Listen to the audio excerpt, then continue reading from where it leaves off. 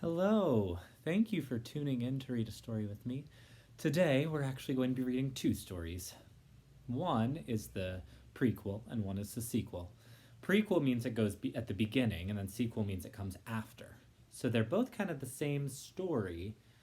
It's just set over a longer period of time. So, the first one we're going to be reading is called The Little Engine That Could, and it's written by Watty Piper. This is a really old book, but it's one of my favorite stories. Let's see if we can get started. It's also one I would always read on the first day of school every year when I was a teacher. I wonder why. Let's read. Chug, chug, chug, puff, puff, puff, ding dong, ding dong. The little train rumbled over the tracks. She was a happy little train.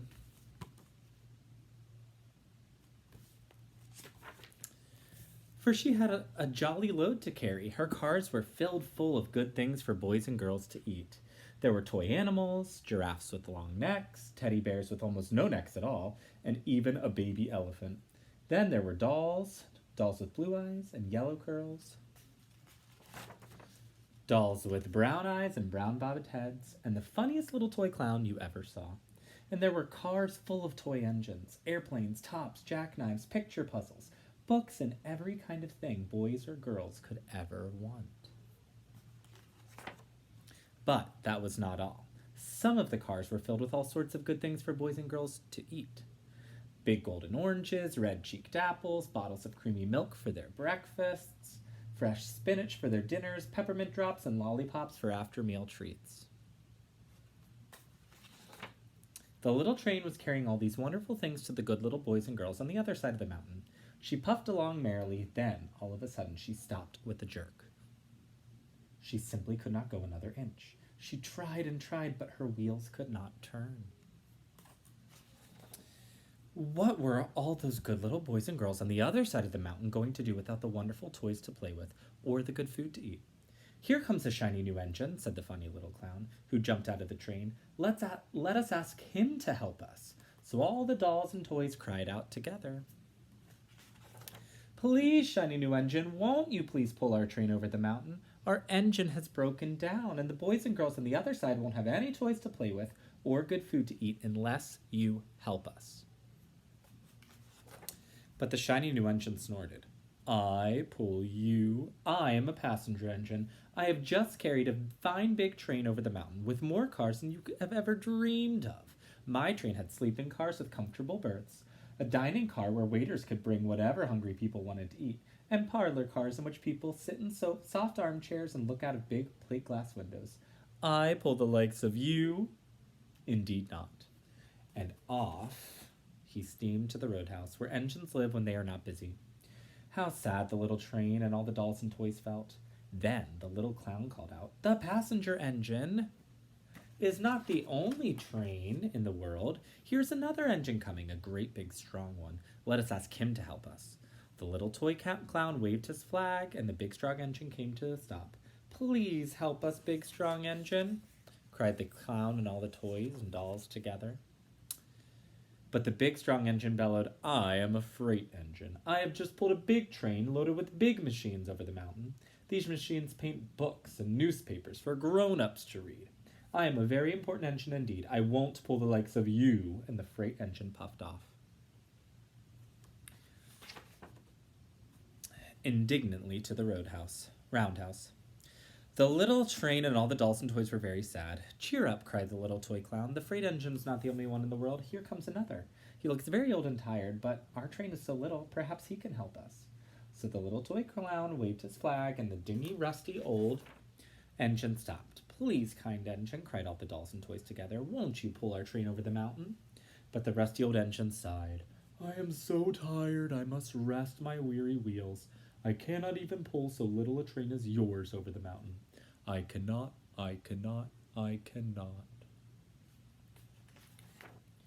And off he rumbled to the roundhouse, chugging, I cannot. Then indeed the little train was very, very sad, and the dolls and toys were ready to cry. But the little clown called out, Here is another engine coming, a little blue engine, a very little one, but maybe she can help us. The very little engine came chug-chugging merrily along. When she saw the toy clown's flag, she stopped quickly. "What is the matter, my friends?" she asked kindly. "Oh, little blue engine," cried the dolls and toys, "will you pull us over the mountain? Our engine is broken down, and the good boys and girls on the other side won't have any toys to play with or good food to eat unless you help us." "Please, please help us, little blue engine." "I'm not very big," said the little blue engine. "They use me only for switching trains in the yard. I have never been over the mountain." "But we must get over the mountain before the children awake," said all the dolls and toys. The very little engine looked up and saw the tears in the doll's eyes, and she thought of the good little boys and girls on the other side of the mountain who would not have any toys or good food to eat unless she helped. Then she said, "I think I can, I think I can, I think I can." And she hitched herself to the little train. She tugged and pulled and pulled and tugged, and slowly, slowly, slowly, they started off. The toy clown jumped aboard and all the dolls, and the toy animals began to smile and cheer. Puff, puff, chug, chug went the little blue engine. "I think I can, I think I can, I think I can, I think I can. I think I can, I think I can, I think I can." Up, up, up, faster and faster and faster and faster the little engine climbed, until at last they reached the top of the mountain. Down in the valley lay the city. "Hooray, hooray," cried the funny little clown and all the dolls and toys. "The good little boys and girls in the city will be happy because you helped us, kind little blue engine." And the little blue engine smiled and seemed to say as she puffed steadily down the mountain, "I thought I could, I thought I could, I thought I could, I thought I could." The end. Now you can probably tell why I read that on the first day of school. This teaches a really important lesson. Even if something is hard, you can try your best and say, "I think I can." You can have that type of a mindset. You can also try your best to help other people. It kind of teaches you those things. Well, we're going to be reading the sequel called, not The Little Engine That Could, but I Knew You Could. And when I was a teacher, I would read this on the last day of school every year. It's a great book. Let's get started.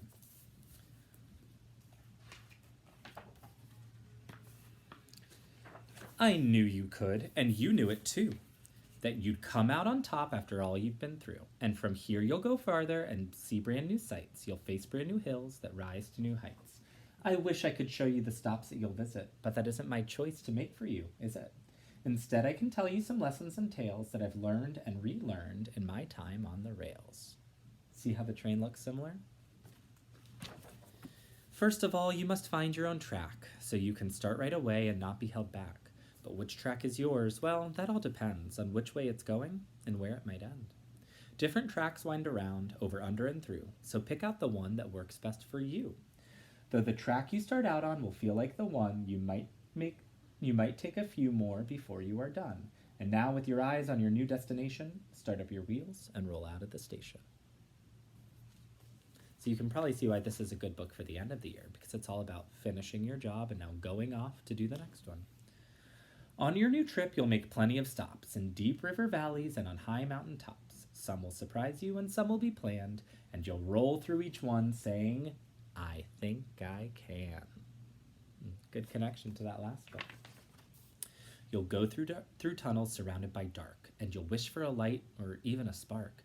You might get scared or a little bit sad, wondering if maybe your track has gone bad. So here's some advice to help ease your doubt. The track you took in must also go out. So steady yourself and just keep on going. Before you know it, some light will be showing, and then you'll be out, heading to a new place. You'll be ready for the next tunnel you face. Sometimes you'll look up and see planes in the sky, and you'll think to yourself, "I wish I could fly." The cars on the road will seem quick and free. You'll feel stuck on your track and think, "I wish that was me." I know I felt like that before. But the plane might wish he could get out of the air, saying, "I wish I could travel like that train down there." The cars will watch as you speed right along, and they'll say to each other, "Look how fast and how strong." Don't worry about not being a car or a plane. Just enjoy the trip you'll take as a train. And that's a good lesson. It's not about comparing yourself to someone else, because they might be looking at you saying, "Oh, I wish I could be you." Be happy about who you are. Don't wish to be someone else. Don't be afraid to toot your own horn. If you need to be heard, or there are people to warn, or if being yourself just makes you so proud that you want to share it and sing it out loud,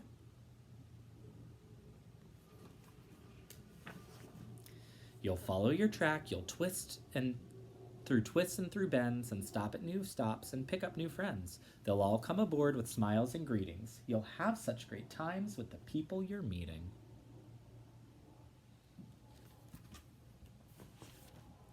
On the days when you're sad and feel you can't go, speak up and ask a friend for a tow.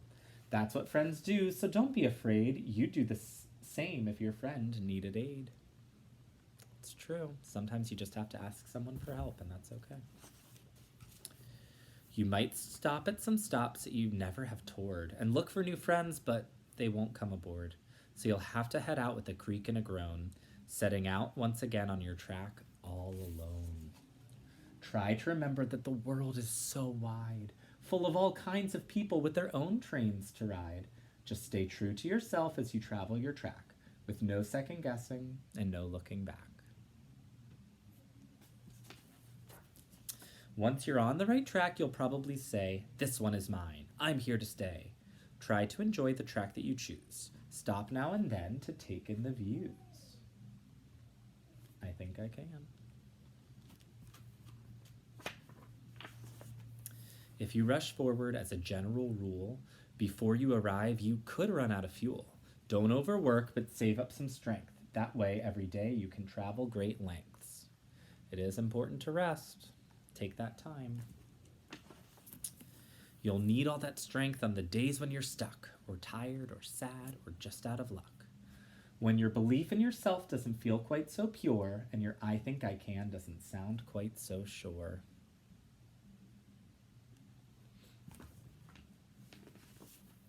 That's when to push, and to strive, and to strain, to show the world you're not a giving up train. And you're wise if you know that doing your best means that sometimes you should just slow down and rest. Speeding through your whole trip will bring only sorrow, so slow down today to be happy tomorrow.